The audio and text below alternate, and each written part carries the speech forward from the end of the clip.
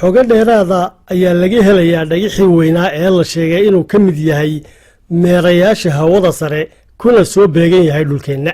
iyadoo khubarada dhanka xidigiska iyo hay-adaha saaminta hawada sare ku adkaysanayaan inuu dhagaxa xajmigiisu ka wan yahay sidii loo haystay laakiin muuqaalkiisa la arki karaa uun masaafadiisu tahay 3 ilaa 5 mayl waana dhagaxa sida meeraha u wareegaya samada sare kaasoo bii'adiisa iyo cimiladiisuna aad uga duwan tahay meerayaasha kale ee la miisaanka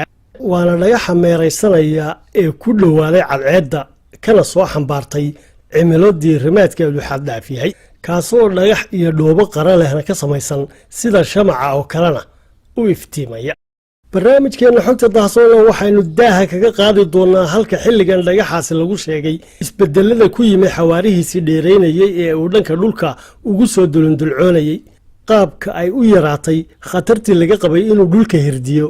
iyo waxa ka jira xidhiidhka la sheegay inuu dhagaxaasi la leeyahay cudurkan faafaya ee coronavirus barnaamijka qaybtiisa dambe ayaynu sidoo kale ku daaha qaadi doonaa dhagaxa kale ee dahabka malaasana ee aadamaha dunida ku dhaqan uu ilaahay deeqda uga wada dhigi karo dhagaxa oo la sheegay inuu heehaabayo hawada inaga sarraysa dadka qaarkiina ay halhaleel u boodeen oo u holladeen inay kor isu yara hinqiyaan oo hoos ula soo degaan dhagaxaas macluumaad kale ayaa raaci doona ku soo dhowaada barnaamijka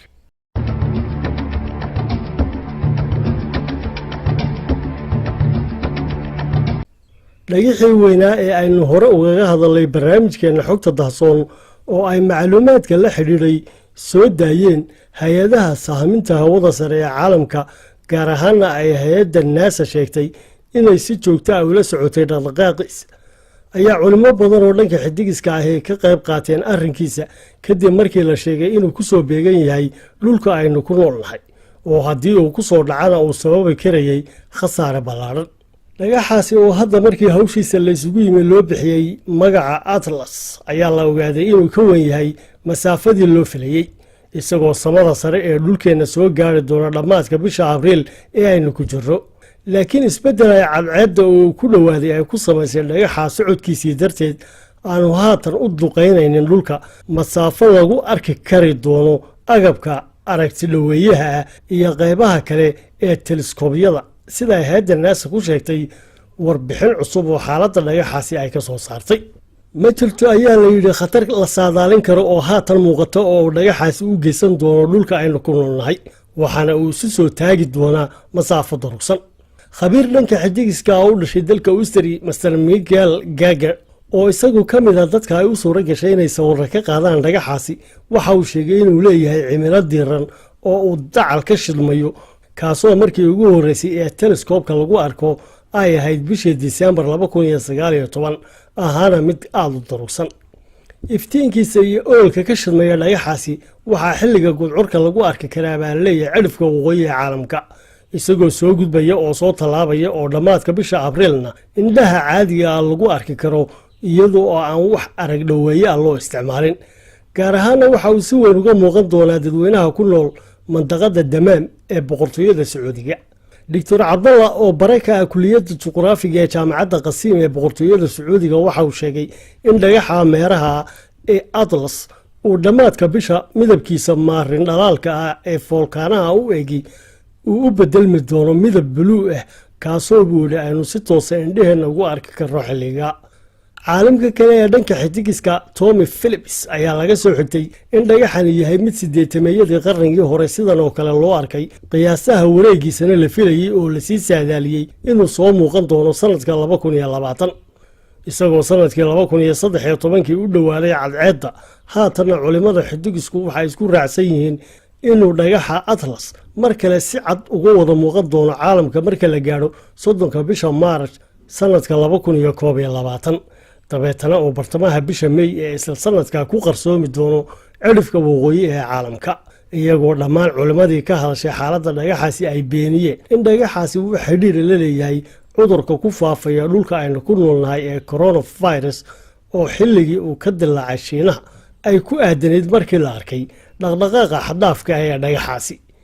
inta haddii aynu kaga gudubno qisada dhagaxii la saadaaliyay inuu dhulka duqayn doono oo haatan isbedel ku doonin insha Allah ayaa waxa aynu wax ka taaban doonaa dhagaxa dahabka fadhiya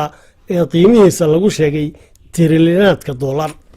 xilli aynu hay-adda sahminta hawada sare u naqaano kuwo daah qaadi kara uun meerayaal wareegaya iyo waxyaabo kale oo hawada sare ku saabsan, ayaa haatan hay-adda naasa waxay si kedisa aynoogu wargelisay shay ogaanshihiisu aanu macquul inuula muuqdeen haddii aanay horteenna soo dhigin xaqiiqooyinka ku saabsan mid ka mida meerayaasha ku wareega cadceedda oo gebigiisuba ka samaysan macdanaha qaaliga ah sida dahabka iyo balatiniyamka. meeraha ama dhagaxa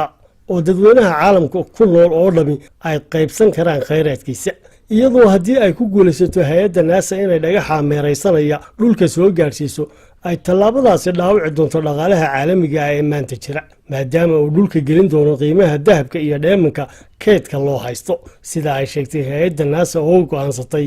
inay bilowdo socdaalkeeda ay ku baadi doonayso dhagaxa meeraysanaya oo loogu magac daray Siki-60, kaasoo markii ugu horreysay ee la ogaada jaritaankiisu ay ahayd 1852, inkastoo aan xilligaa la daaha qaadin inuu dahab ka samaysan yahay kuna daboolan masaafo 100 kilomitira, iyadoo dayax-gacmeedka ay naasa u dirayso sanadka 2020 la filayo inuu gaadho meeraha sanadka 2026, waxaana ay ku adkaysanaysaa hay-adda naasa inay xilligan halkaa u tegeyso sidii ay baadhitaano cilmiyeed uga soo samayn lahayd, laakiin aanay hantida dhagaxaasi ka samaysan yahay waxba ka soo qaadanaynin.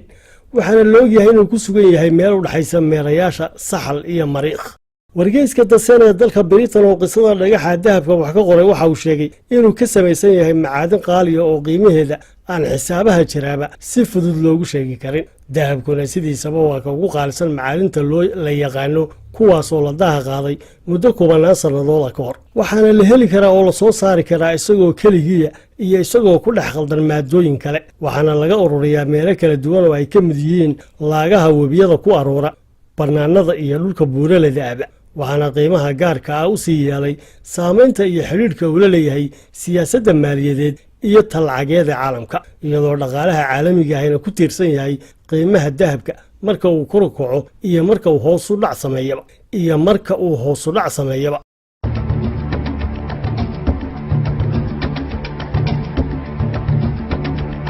culumta astronomiga ama xidigiskuna waa qayb ka mid ah aqoonta hawada sare, taasoo ay shaqadeeda soo hayeen khubaro kala duwan muddooyinkii 10 sannadood ahayd ee lasoo dhaafay, iyadoo hadba heerkii ay ilbaxnimada adduunka maraysayna la jaan qaadisay oo ay dadka Soomaalida lafteedu lahaayeen aqoon-yahano badan oo dhanka xidigiska. xilligan lagu jiro dalalka waaweyn ee caalamku waxa ay leeyihiin hay-ado sahaminta hawada sare, hay-adaha oo ay ka mid tahay amaba ay ugu horeyso hay-adda sahaminta hawada sare ee dalka Mareykanka ee NASA, waxaana caadiyan jirta inay NASA saamayn iyo xidhiidh la leedahay 99% warbixinaha ku saabsan hawada sare. cid kasta oo doonaysa inay dadka wax uga sheegaan warbixinaha hawada sarena waxa ay tahay inay soo qaataan xogo iyo macluumaad meel ku aroora oo ay hay-adda naasana qayb ka tahay. cid kasta oo doonaysa inay soo tabiyaan macluumaad ku saabsan hawada sare ama mawduucyo kaleba la xidhiidhana waa inay marka hore ku go'aan qaataan